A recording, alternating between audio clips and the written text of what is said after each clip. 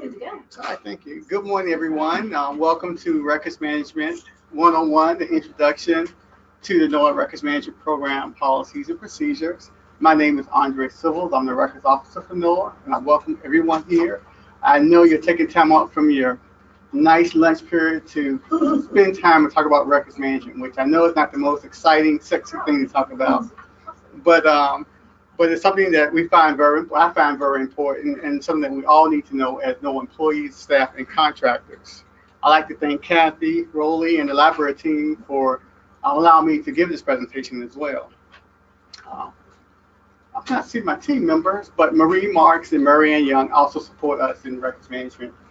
We're located under the Chief Administrative Officer's office under the Audits and Information Management branch.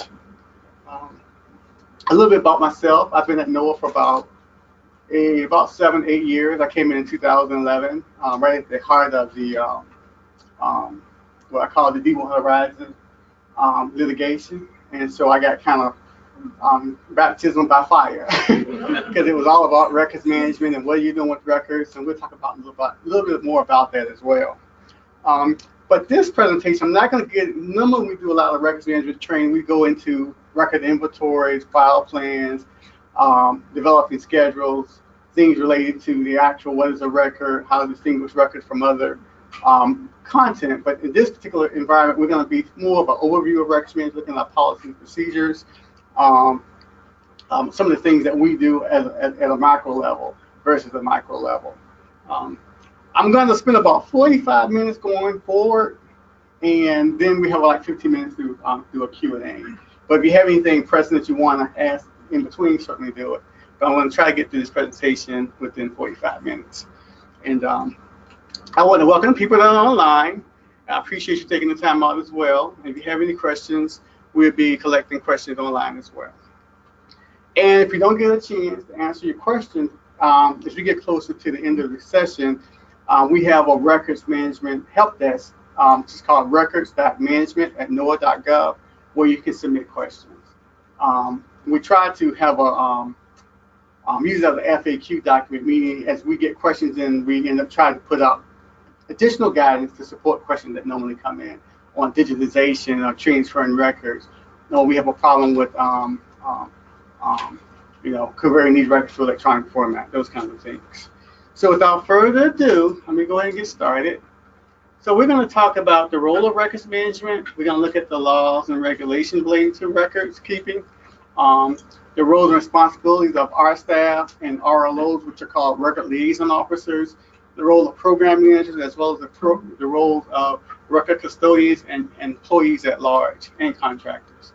So we're going to take a look at some of our records management policies that affect what we do in records management and why we do records management. We're also going to look at program functions for what we do as an organization, how we serve NOAA in managing program records, and where you can find additional information on records management. So we're just going to start with the role of records management. I'm sorry.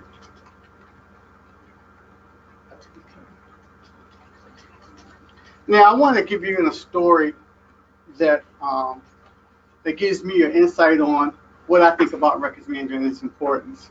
When I was a program manager in the city of Richmond, Virginia, we had a police department. I was the program manager for the police department. And on my birthday, I was going to take off a week because I've been working all week. But I was going to take off a week and basically celebrate my weekend.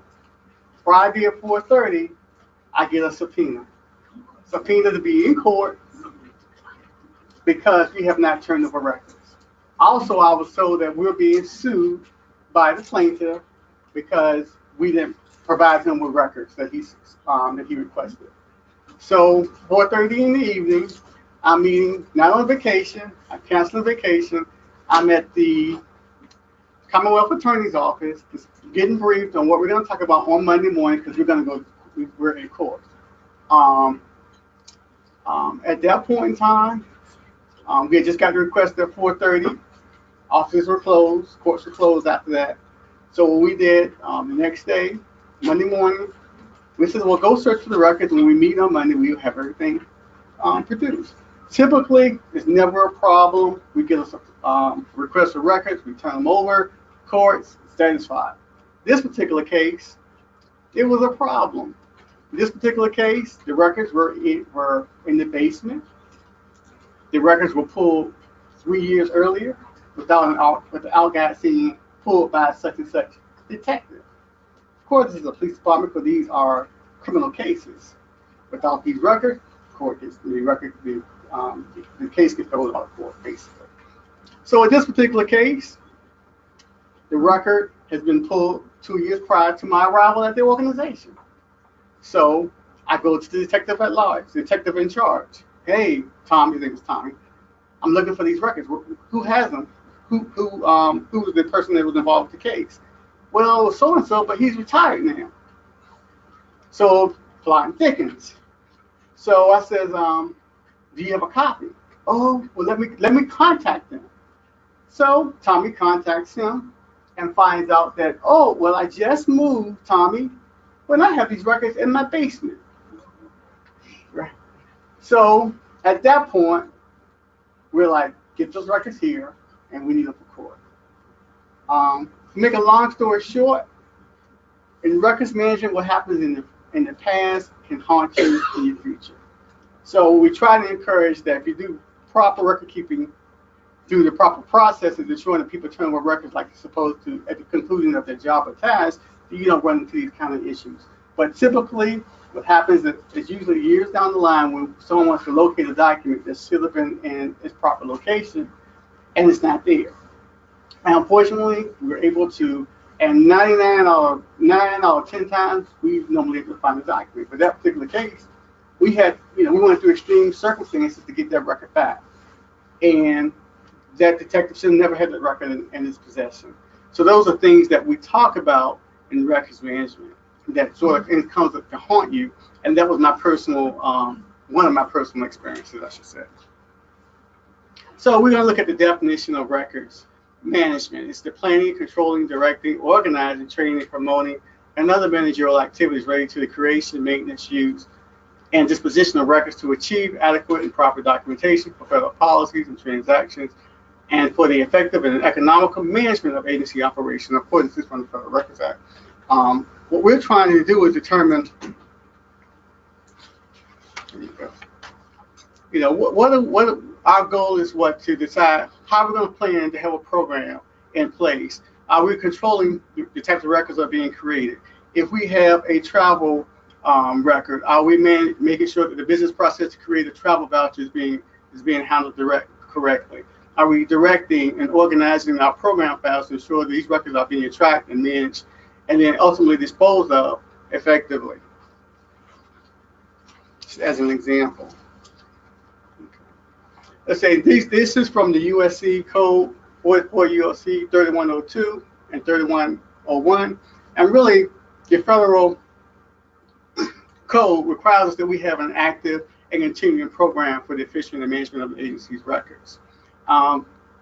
As you see in 3101, if you look at the part of the definition to preserve records containing adequate and proper documentation of the organization, function, policy, decisions, procedures, and essential transactions of the agency, and protect the legal and financial rights of the government and persons directly affected by the agency's activities. So this is one of the points that I would like to kind of expound on: protecting the legal rights of the agency, of individuals or citizens. Who lives in Virginia? Anyone live in Virginia? If you lived there for over 5 or 10 years, do you remember on your driver's license a while ago, up until the maybe 2001, 2002, that your Social Security was on your driver's license in big red letters? And my student ID, same thing, SSN numbers. So we have to be cognizant that when we create policies to manage records, that we're protecting the rights of the citizens. In some ways, it was documenting that we had a way to track people who were authorized to drive a car. And this is the tool that they use. But in retrospect, today, we would never put our Social Security on our driver's license or our checks or things like that. But back then, it was fairly prevalent for those things to take place. So we want to make sure that as we develop a policy, that we're protecting the rights of citizens. That's one example. Ultimate goal is certainly to protect the rights of the citizens and ensuring government accountability and preserving the value of permanent records. Only the National Archives can preserve permanent records. We can create permanent material, but ultimately that data resides in the National Archives. But the goal is to carry out the mission of the agency while protecting the rights of the citizens. And these are some things we like to create what I call a comprehensive records program. We want to ensure the records are documenting the agency business and are created and captured properly, to organize and facilitate their use, and ensure integrity throughout the retention periods. Are we creating names or naming documents that are used in naming conventions that have been socialized throughout the organization? Are we creating file plans and developing record inventories to ensure that the records are being tracked and managed properly? The legal and regulatory requirements and relevant standards are being followed. If we're digitizing records, are we digitizing to narrow standards, which, for instance, to DP dots per inch, parts per when you're looking at DPT, dots per inch. So we are ensuring that the relevant standards are being followed. Records are, regardless of format, protected and safe and secure, and the removal of records is carried out only through authorized and record schedules. So are we following the records retention schedules properly to ensure records are being disposed of correctly, or are we just haphazardly destroying records once after 6 years, so we're destroying records? When I first came to NOAA, and some of our staff can attest to this, in the heart of the Deepwater Horizon, we would get requests for burn bags. And in that particular case, burn bags were, if you worked in the Department of Navy or any military, you would basically, any records for destruction, you put it in a brown envelope. Venus probably familiar with that. It's a brown envelope, and you basically staple that envelope and you dump documents within that bag, and you would specify what type of level of security it maintained. But the idea is, and they will actually physically burn that material. When I came to NOAA, they were doing some of the same things. I want a burn bag, and I wanted to destroy this content. So what we ended up doing is eliminating that, because within NOAA, because of the Horizon, we had to document what was being destroyed and why. So as we began to develop better procedures to controlling how records were being managed, we ensured that we had a records destruction form where individuals or program officers had to document specifically, based on their record schedule, what records were going to be destroyed. We couldn't just say program files or correspondence. You had to specify within that record schedule and on that document what was being destroyed, and it had to be approved by your records liaison officer. And we'll talk about that individual as more, and your program manager.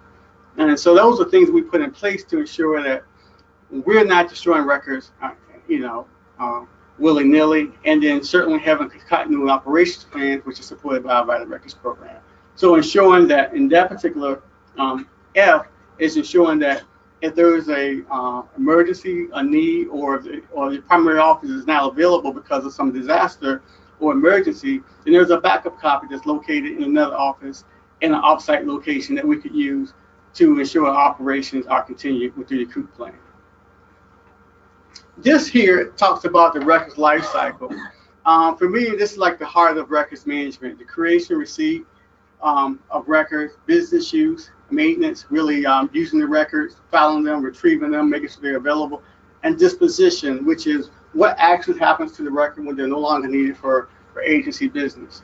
There are several things you can do within a disposition process. You can either destroy the records, which we talked about.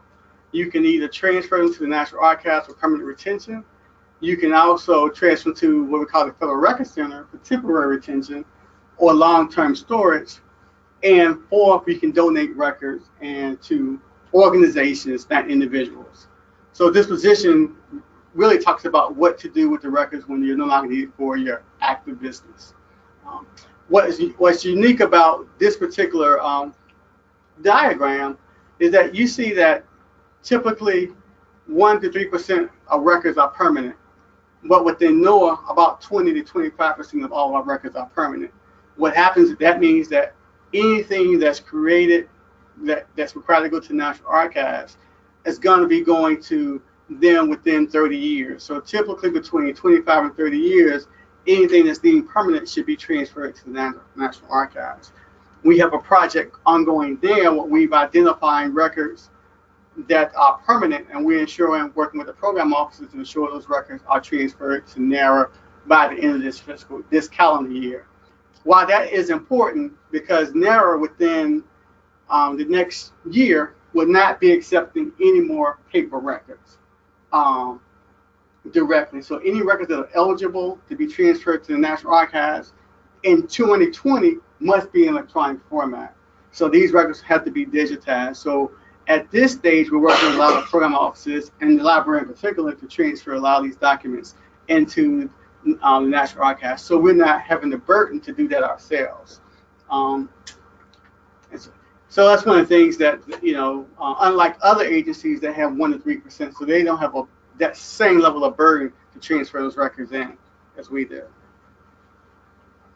So just going to touch, I'm sorry. Can I ask why NOAA has such a high level? Because of the scientific nature of our records. Okay. A lot of the records are based on longitudinal and latitudinal records, where we're looking at raw data that's been maintained forever that we can continue to make decisions on going beyond that. And it's one of the, and two, because of the older agency, most scientific records people think they don't want to give it up. That's part of it. But typically, a lot of the records are maintained for 75 years or longer, or permanent. So even our temporary records are long term. So I'm going to get over to the regulations. This is our oversight organization. As you see, OMB, they have a significant oversight role within federal records management. What OMB does in particular, they issue Circular A130. Now, and that, as it relates to records management, is that A130 looks into information systems and requires that us as an agency that we ensure that record keeping is included in all record keeping systems. So, in fact, if you have an electronic record keeping system to manage permits, that system should identify the content of the record, be able to flag it for disposition, as well as ensure those records are tracked for destruction and stored properly electronically. A lot of our systems do not link retention to the disposition of the records. In many cases, we have to go back and retrofit or find a system to support it other than its native system. The National Archives is our agency that we really get all of our rules and regulations from.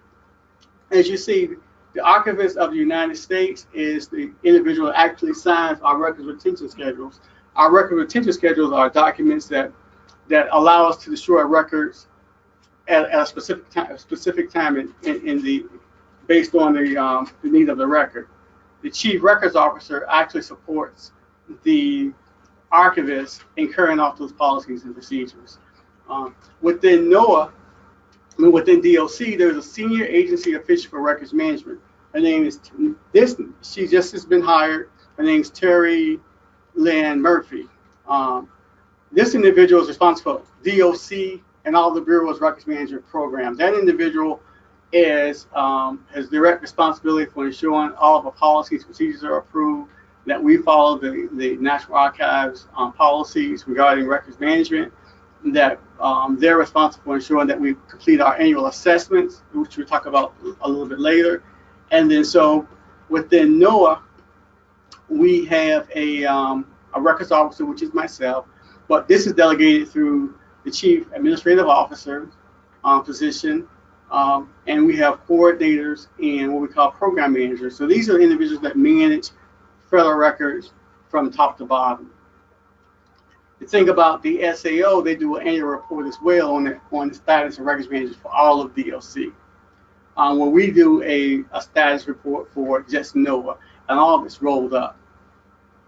And there's a records officer, Wendy Couch, for the agency for DLC.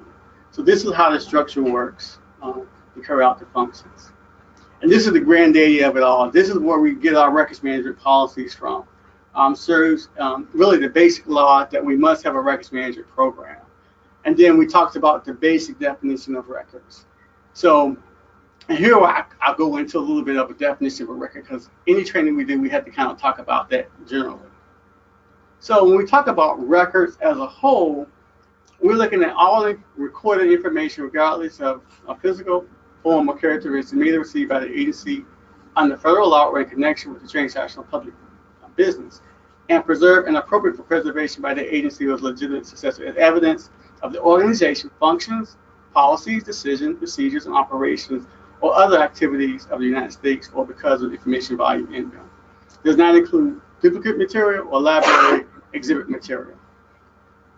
One of the things that we want to be cognizant of is that if you look up to the definition, appropriate for preservation.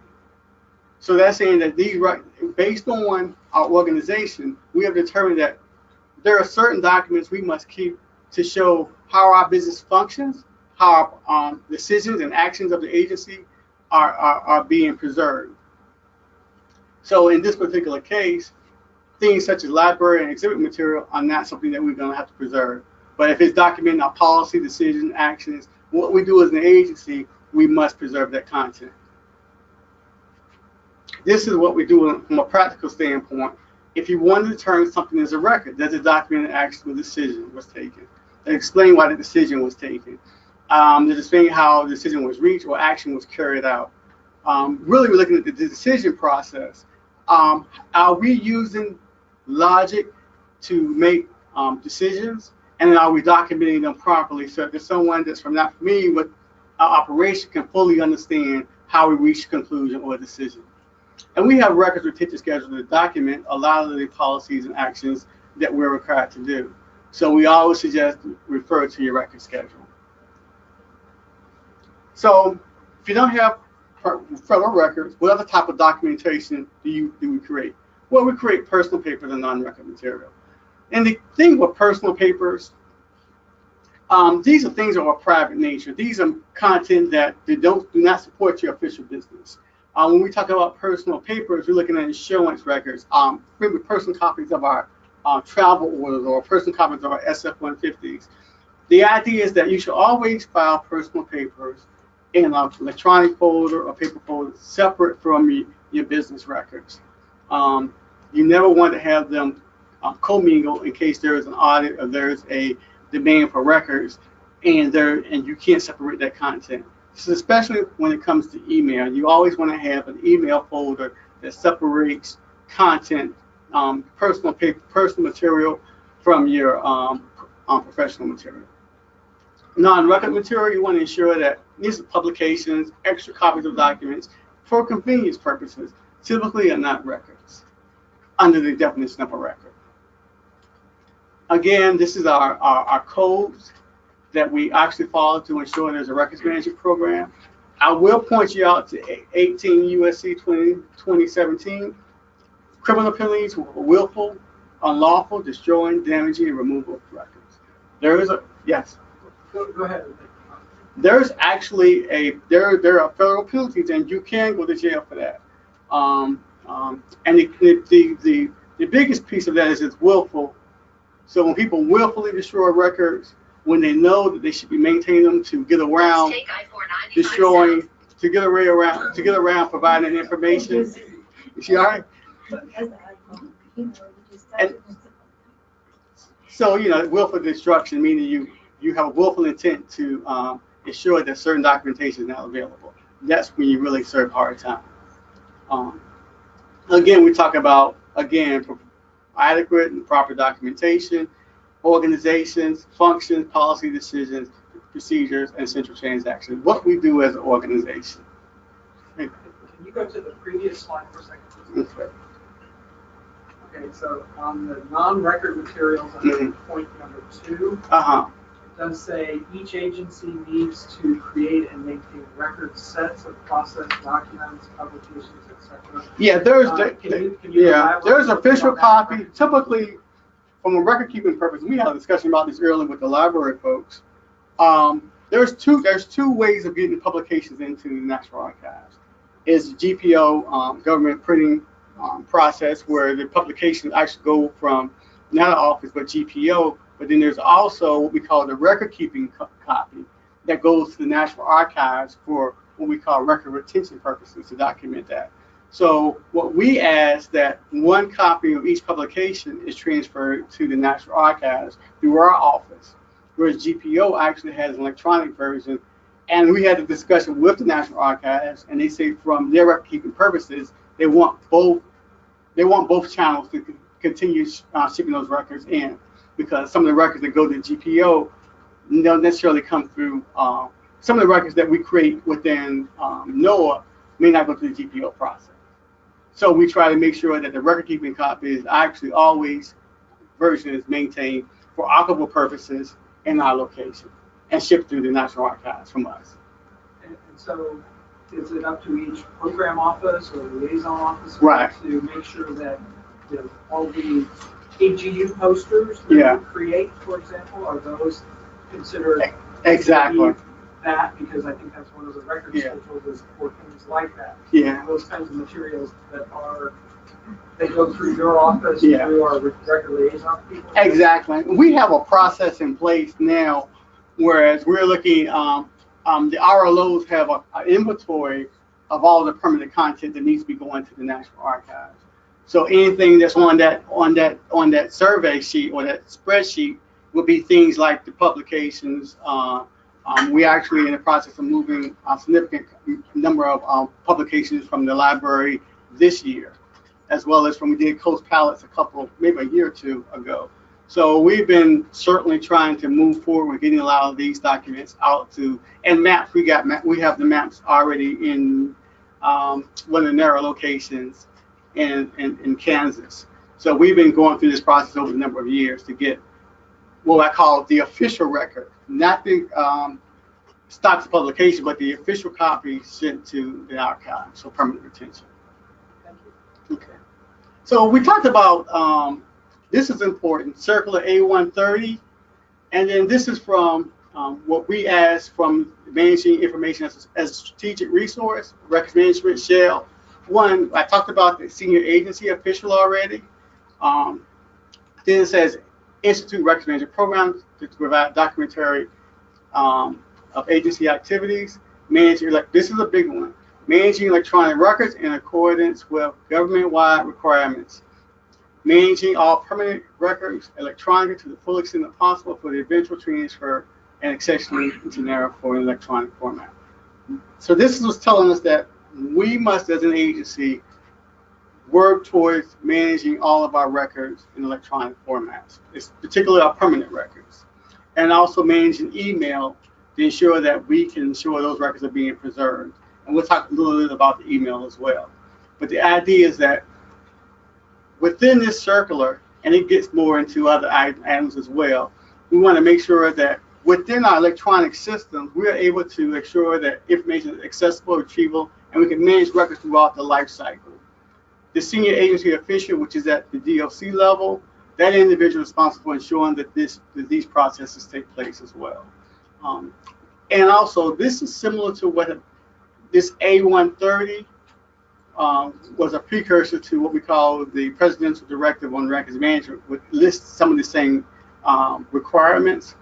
And that was produced in 2014 that requires us as agencies to have electronic record keeping system, provide training to all employees and contracts regarding their federal records management responsibilities. So these are things that it's in the OMB circular, it's in the National Archives regulations as well. But across information systems, they thought it was important to put it inside this circular as well. This is another big topic.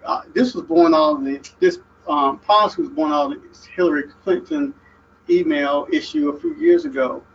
And what this requires is that, and requires that an officer or employee of an executive agency, which we are, may not create or send records using non-official messaging account unless such officer, one, copies an electronic messaging account of the officer or employee in the original creation or transmission of the record, or forward a completed copy of the record to an official record-keeping messaging account of the office no later than 20 days after the original creation or transmission of the record.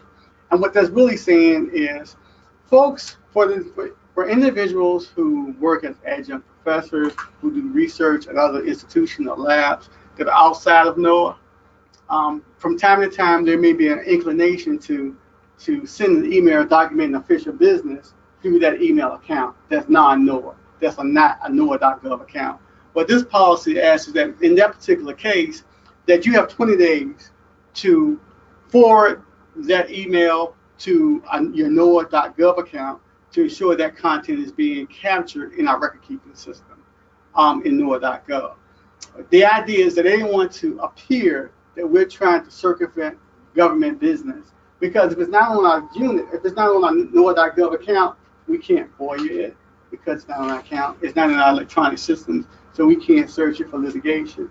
So the idea is that what they want to ensure that when we're doing work and we're sending email communication, that information is in our record-keeping system to do that. The idea is that it would appear from a public standpoint that we're trying to circumvent the FOIA Act because we're not trying to provide the information appropriately. So we're going to talk about our roles and responsibilities as an organization. So I'm going to talk a little bit about my role as the records officer. Program managers have a particular role. The liaison officers, which are crucial to our organization.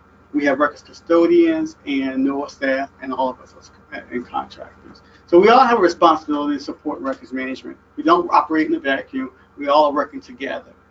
So this is basically what we do. And when I say me as a records officer, we mean the records management team at NOAA. We provide technical guidance and training, and we develop records retention policies, NAOs on records management to ensure that we are following NARA's guidance and requirements.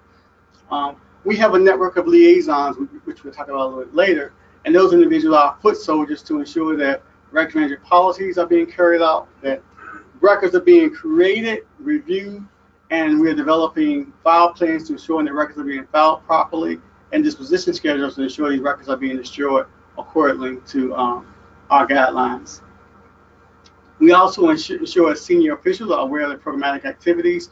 We give out briefings and incoming briefings to political appointees, senior officials as they come on board. We've been doing that every month now.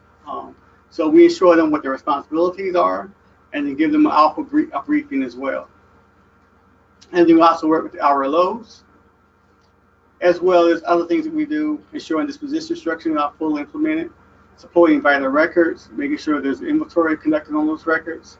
I've implemented approving schedules. All of our record retention schedules must be approved by the National Archives. So as we go through the process of developing record content and record disposition schedules, we must route that to our general counsels, offices, as well as RLOs, as well and ultimately to the National Archives for approval. The schedules are fully go through the Federal Register process, so the public has the opportunity to comment on what we propose to destroy. And then the public can weigh in on that, and then really sometimes they have an impact on how long that retention period is, whether it's put in place or it's changed. Department of Interior submitted a schedule for last year. They got like 2,000 responses, meaning that's usually unheard of, but it was a big bucket schedule that contained a lot of scientific information, and that schedule is under heavy review and heavy scrutiny.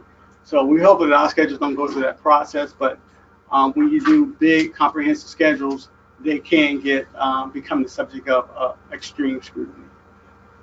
So I'm going to go. So program officials.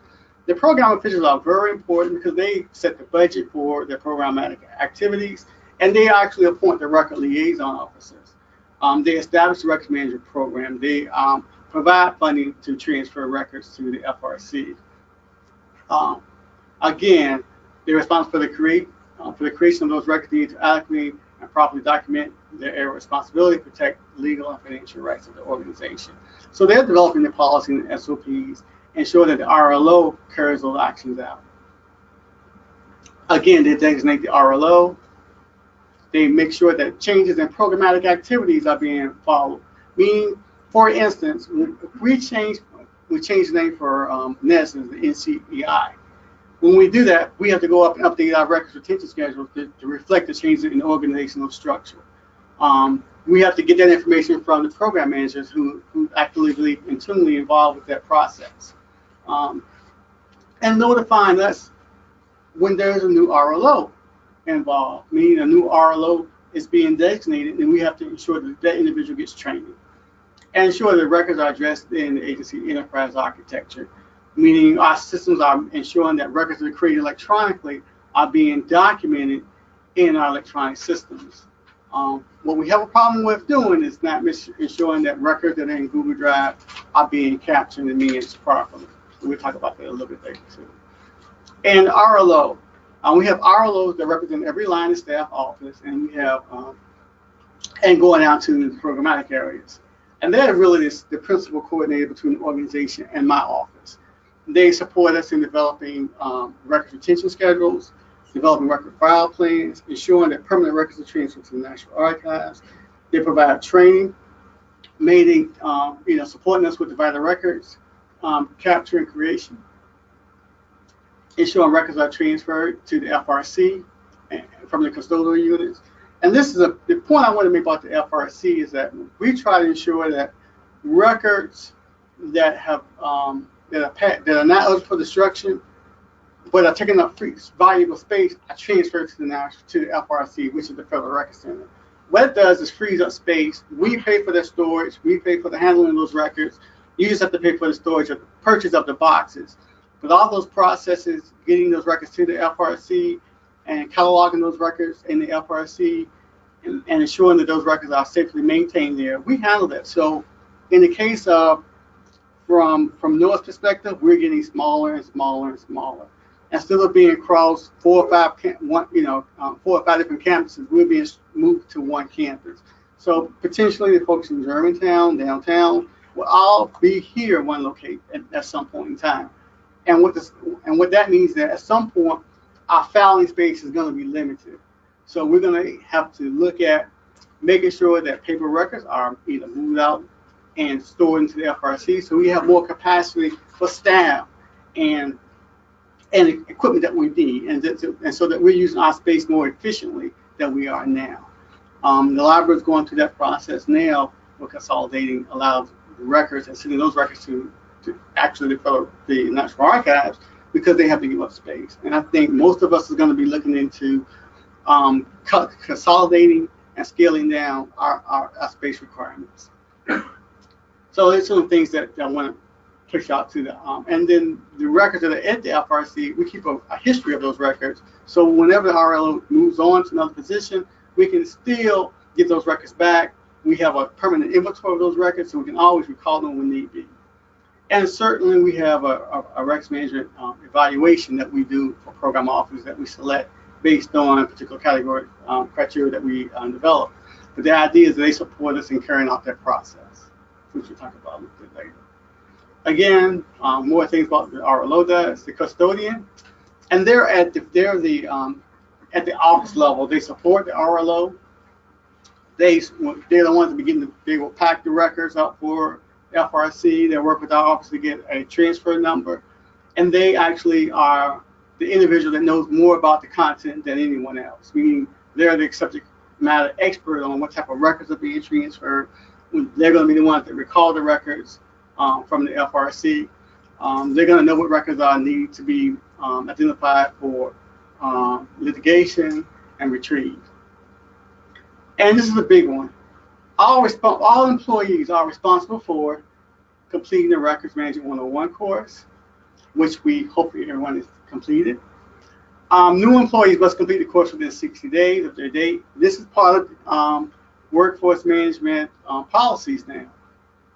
So you should be going through that course. You should be getting a certificate on that. And number 3 is making sure records are accessible through their entire life cycle by saving them and filing them properly. That means do not store records on your hard drive or your personal drive that relate to official business. Your official copy should be on your network shared drive, not on your personal drive.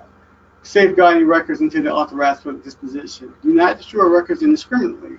Consult your RLO or your records officer on whether this content should be destroyed or not. Keeping personal paper separate from your agency records.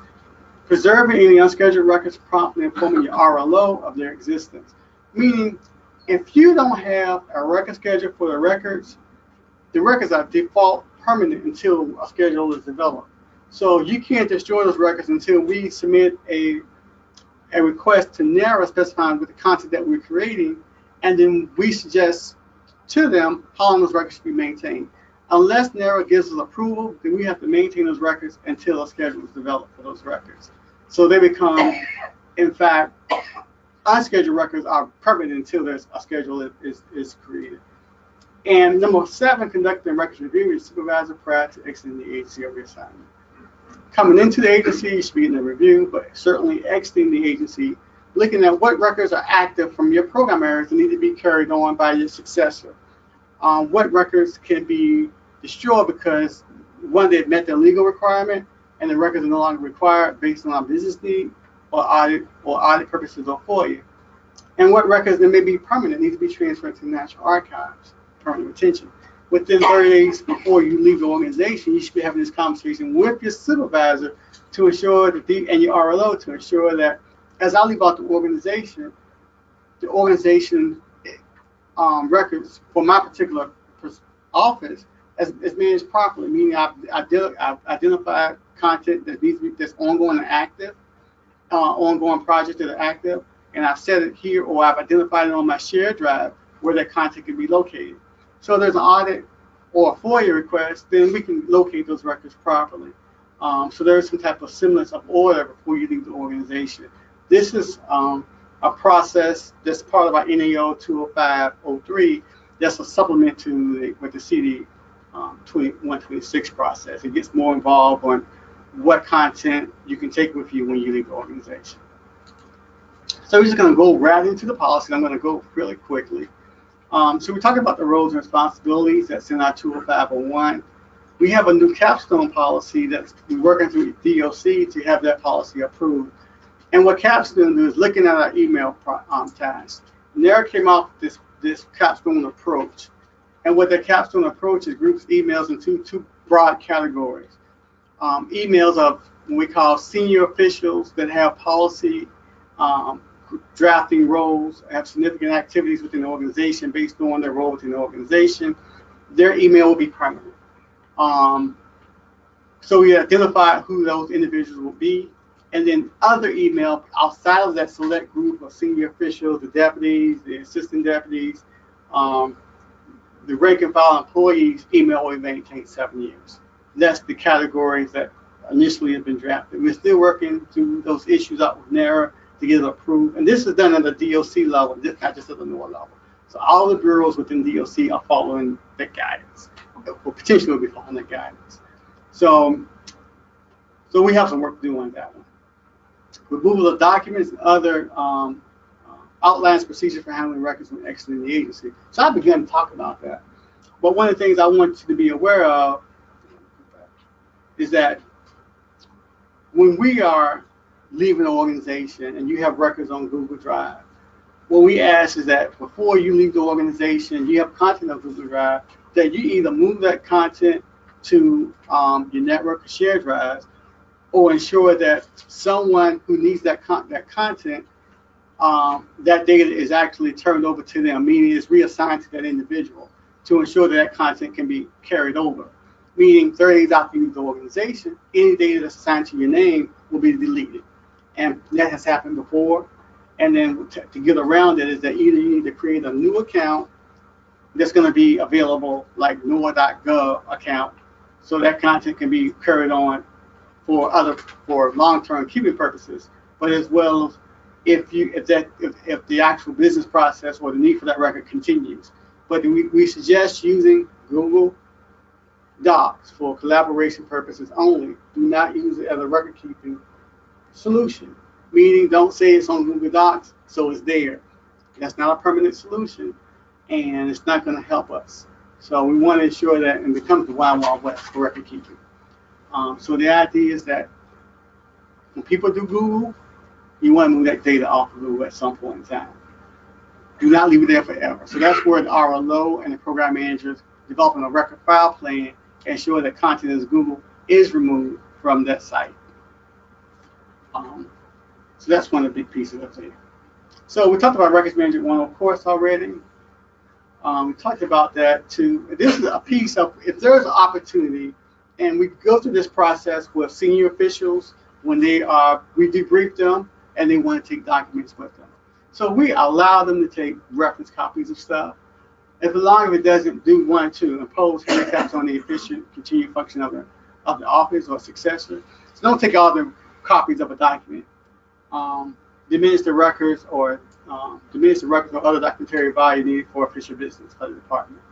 The big one, validate the combination required by national security, privacy, or other interests protected by law. Meaning, don't take something that's relating to a particular investigation, even as a copy, because that can impact the agency's ability to respond to that litigation. Exceed normal administrative economies. Don't take all the copies of a document. Those kind of things we ask. We go through a process with the senior official to see what they're taking. If they want to take email, make sure it's a personal nature, not a professional nature that relates to sensitive documents, sensitive material. And we get approval, and they have to submit a list of documents that they're submitting that they want to take with them when they want to do that. And as far as this policy goes, the records must be covered by a record schedule. It can't be subject to any litigation, not required for audit or existing investigation. So we need those records. And it must be covered by a NOAA schedule or a GRS schedule. So these are things that we ask that before you move the records that you consult these documents. I haven't talked about our schedule, but these are where our schedules are. We have several chapters. If you see administrative records, these are things that sort of what I call the administrative areas, personnel, finance, legal, procurement. These records are mostly temporary. These are things related to our things that we do to support our mission program specific schedules. The 1200 through 2100, mostly long-term permanent records that we have. We won't have an opportunity to go through these schedules today, but if we have another session later on, we can be able to do that. But the idea is that our schedules can be found here at www.corporateservices.noaa.gov, audit, records management.schedules. This is where you locate how long to maintain a record. It's hyperlinked, so you can do a keyword search to locate your record series, or contact me or your records liaison officer.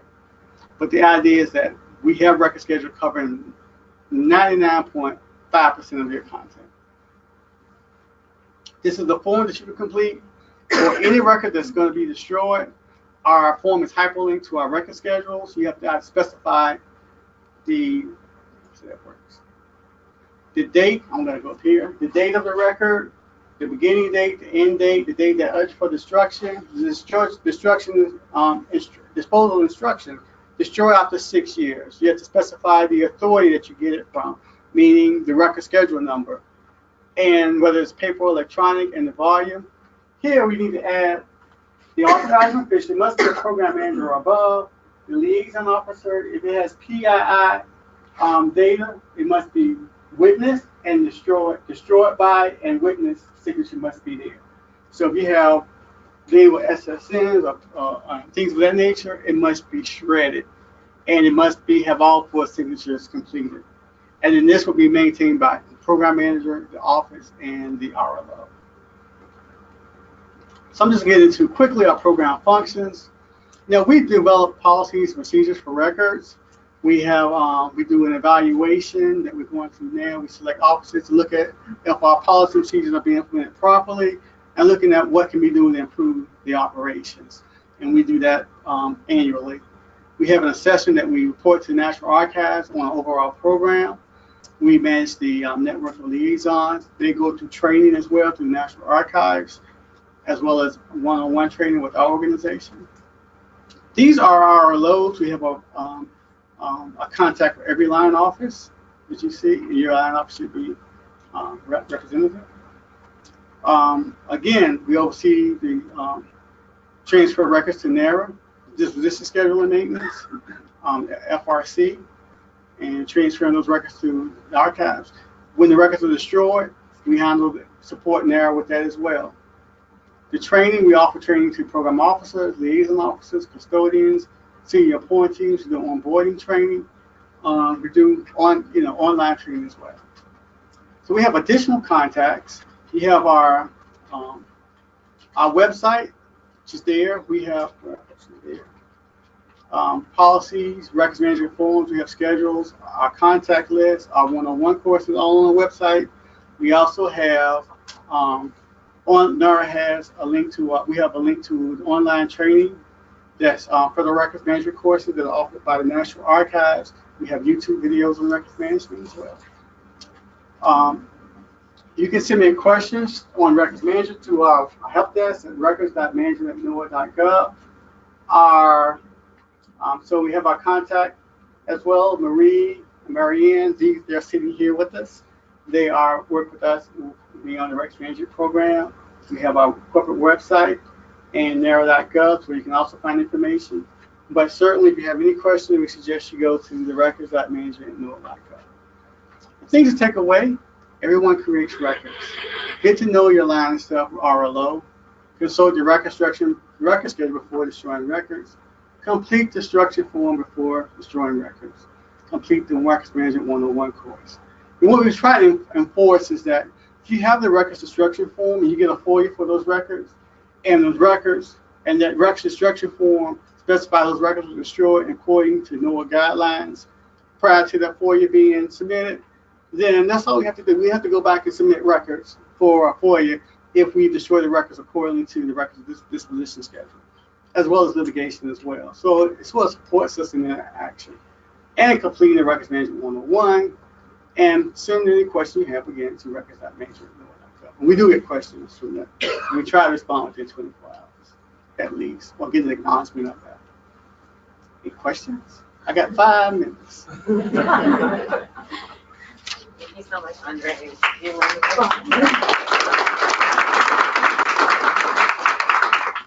Do we have questions in the room first? Yes. Sure. Program manager.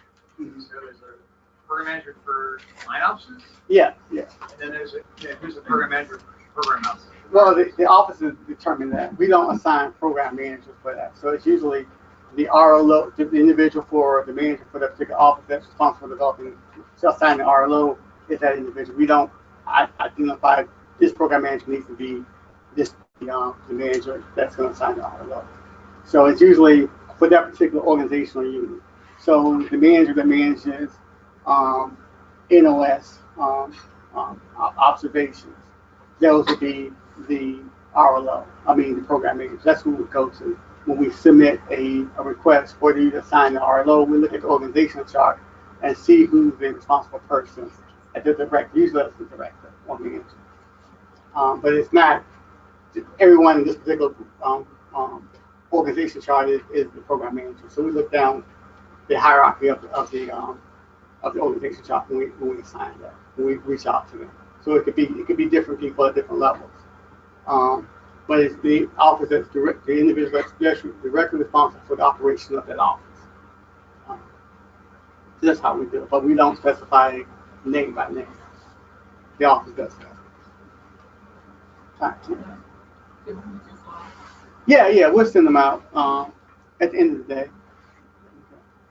We will have we will have additional training on specific stuff like deciding what's a record, what's not a record, how to develop inventory, file plans. It's free edification. We get into sections of digitization, what should be digital, making decisions on what to digitize, what formats NARA requires the digitization to be conforming to.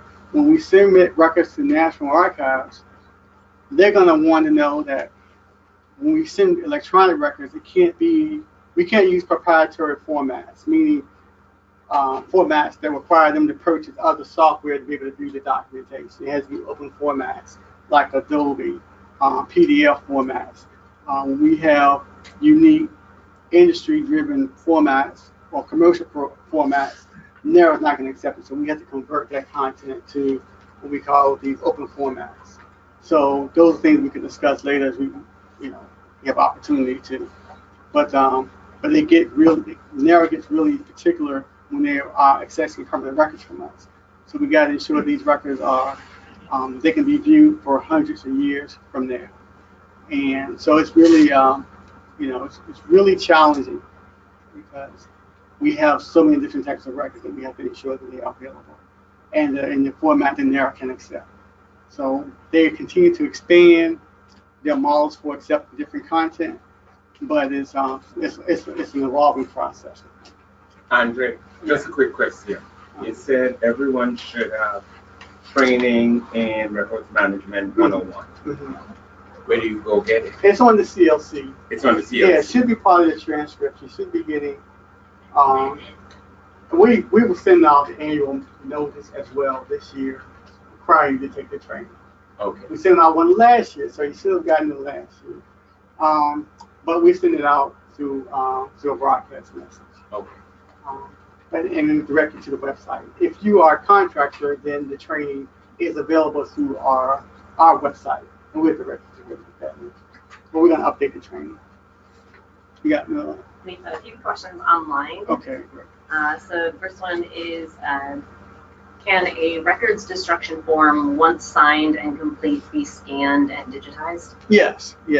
Long as, you want to make sure the RLO maintains a copy, the program manager maintains a copy of it as well. Maybe another question. So I don't know if you know this, but what are NOAA's funding sources or capabilities for digitization of hard copy files?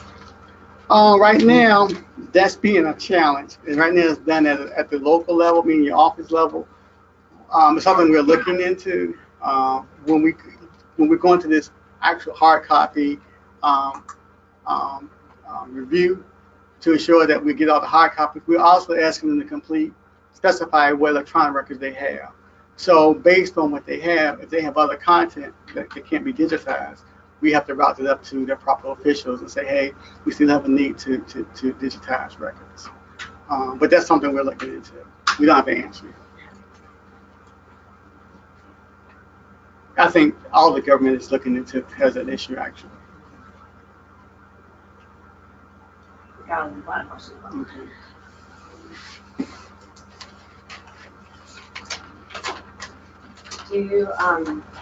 I have a question about contractors having access to the CLC. Mm-hmm. Do they have access? Most of them do not have access to it, but we have a website that directs them to our online training page where they can access the training there. It's a little bit more clunkier, but they still will get the training. Andre? Yes. The Corps can give contractors access to CLC, mm-hmm. because I know I've done that. Okay, so core people for their contractors can do that. They can, okay. Yeah. We've been trying to rectify that issue and be able to ensure that all contractors can take the training, but we haven't on one solution, but we're still looking into that. Yeah, I think we have like a minute or two, so do you have a question in the room? Sure. I have one more question. Sure. Those forms you show recently, form to fill out, I have like 15 of them already filled out. Okay. Should I scan them and save them? Yes. You want to maintain that in perpetuity. Because you want to ensure that, really it's security, but you want to ensure that if records are called up for litigation, that you can provide this documentation saying, hey, we destroyed these records, but we destroyed them legally according to the NOAA schedule. And we didn't, because that's your documentation to support that. So you want to keep a copy of that. Okay. And you certainly can send us a copy, and we'll maintain records of it as well. But we try to ensure that for continuity of business, if you leave the organization and that documentation is not there, then there's no proof that you destroy them accordingly. So it's a good thing to keep on file every time one is filled out. Yes. Those are things you want to have going forward, always. That supports our business. Thank you so much, Andre. I think we are out of time, but if you ask a question online, we will get all of those to Andre, and he will get back to you. I'll respond. Yes. And so thank in a couple of days. Thank you. I appreciate it. Thank you.